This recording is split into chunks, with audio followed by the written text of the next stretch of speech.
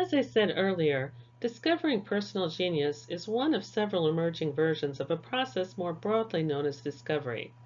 DPG is not used specifically to design a business or to acquire a dream job or a career of a lifetime. Rather, DPG is used to focus on getting to know individuals and getting them into the work arena, be that wage or self-employment, as quickly as possible where they can begin the more long-term task of sculpting a career.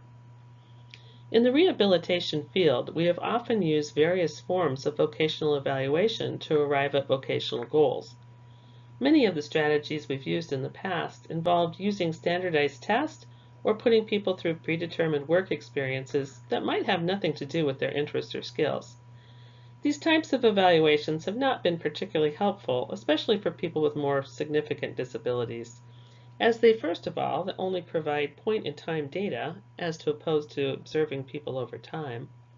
Secondly, they generally occur in a testing situation where most of us are likely not at our best.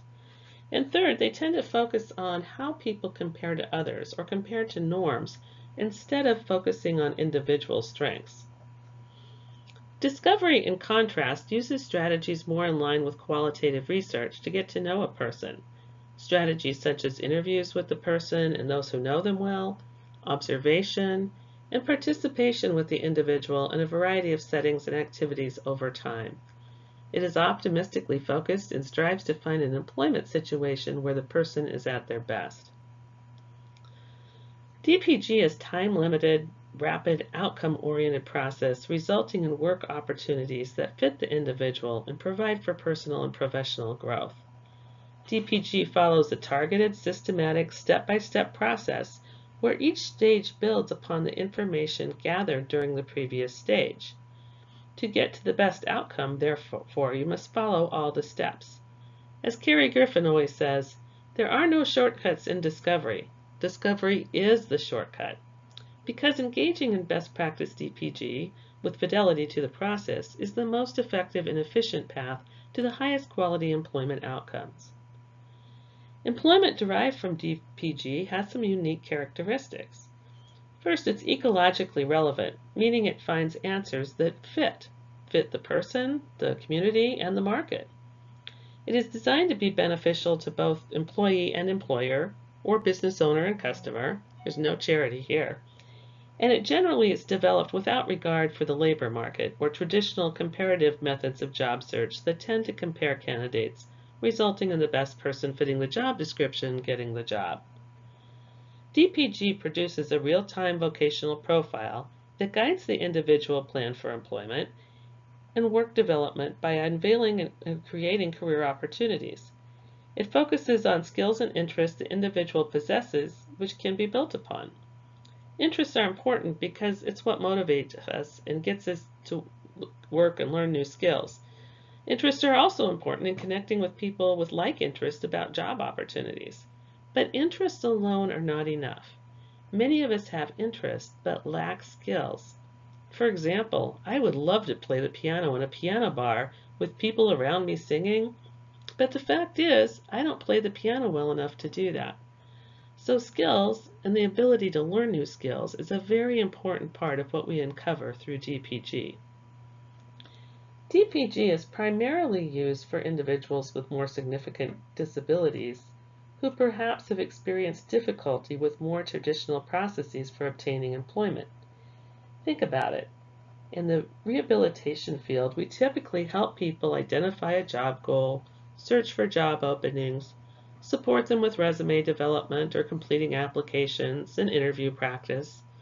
But unfortunately, many people with more significant disabilities still don't get jobs. We've put folks with significant disabilities in direct competition with those who have fewer barriers to employment, those who more easily fit the job description, and then we're disappointed when employers don't select them for the position. DPG is designed to get at individual interests and skills in a way that allows us to find that person's potential contributions and propose employment before a position even exists, avoiding competition with others.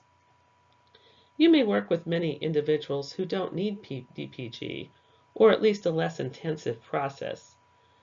Some people may have extensive work history who are able to articulate their interests and skills and may have a good grasp on their ideal conditions of employment. But it will still be beneficial to spend time getting to know them, to understand their skills and background, and explore with them conditions that will lead to success. For those individuals, a more self-directed version of DPG may be enough to answer the questions, who is this person? I once worked with a young woman named Pam, whose goal was to work with young children and eventually open a daycare center with her sister.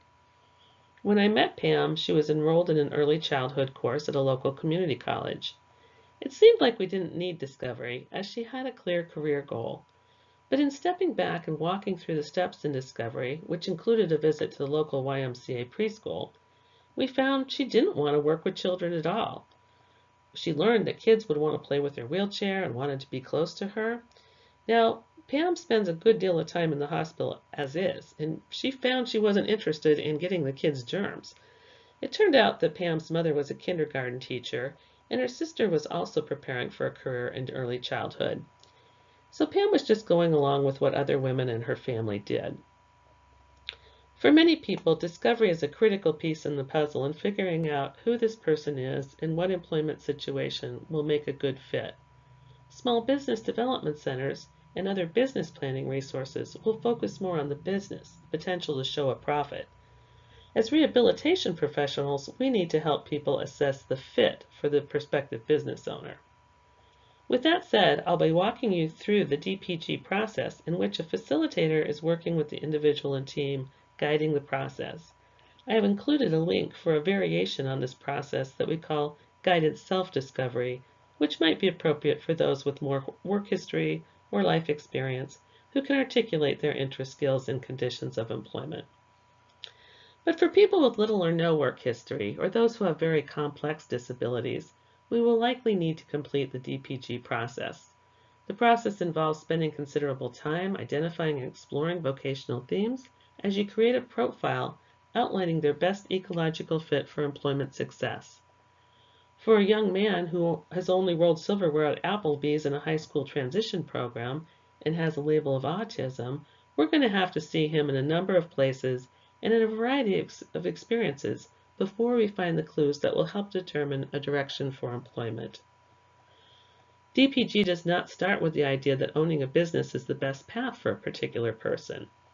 We've come to believe that there are unlimited ways to make a living in this world, and DPG is about refining options. The DPG process results in determining essential work elements of work and support that support the individual's success. The process will reveal whether the path leads to self-employment, a wage job, or sometimes even both.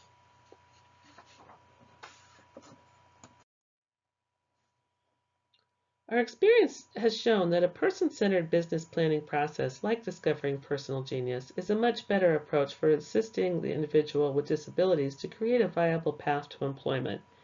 It's better because it focuses on supports and not on remediating deficits. It helps us find who the person is right now and when and where they're at their best, and builds employment opportunities from there. Well done, it leads to a determination of 3 overarching vocational themes and a related career plan. A person's disability is largely unimportant because it is the series of vocational ideas, contacts, supports, and actions taken that ultimately determines the individual's business design and success. Many people believe that they are better off working for themselves or that they cannot easily enter the traditional labor market. For these individuals, self-employment makes sense as an accommodation. Most individuals we work with around self-employment don't start with the desire to be a business owner. Rather, they often get started because there is a particular product they enjoy making or a particular service they would like to offer. They are essentially artisans, offering their products and services to the community. The idea of starting a small business often comes from paying attention to people's ideal conditions of employment. All of us have specific conditions that our work needs to match for us to be successful. Conditions for success may have to do with the time of day or scheduling, or the types of tasks we perform, the work setting or culture that works best for us, transportation options to get there, or things we need to avoid, such as allergies, sensitivities, or triggers, and a host of other issues. Alan, for example, is a middle-aged man who loves working with plants, or what we might call a horticulture theme. During the DPG process, the team learned much about his interest and skills in working with plants, but they also learned a lot about his conditions for success. To be successful, Alan would need a wheelchair-accessible worksite, a worksite that is on a bus line, work that happens on weekdays as the bus doesn't run after 7 p.m. in his community and doesn't run on the weekends, a later morning or afternoon start time as the medication he takes to control seizures may make him very groggy in the morning. And he also needs a flexible schedule as severe seizures can disrupt the whole day. So as Alan's team began thinking about where work makes sense for him, it became apparent that self-employment could be an accommodation for his conditions for success. He lives in a group home with a very large yard. Due to his medical conditions, he has a good deal of staff support, and he's eligible for services through vocational rehabilitation and is also a good candidate for Social Security's plan to achieve self-support. Alan and his team were able to use the information from DPG about his interests, his skills and support needs, and his ideal conditions of employment to craft a business concept that fits him and provides a needed product for his community. The business concept developed involved growing ground covers in his greenhouse at home and selling to local retail stores. Starting with the person first, with no preconceived notions, helps you discover opportunities that can break open a whole new future for the person. We just need to stay open when we walk down this path with someone. It's amazing the opportunities that can be developed.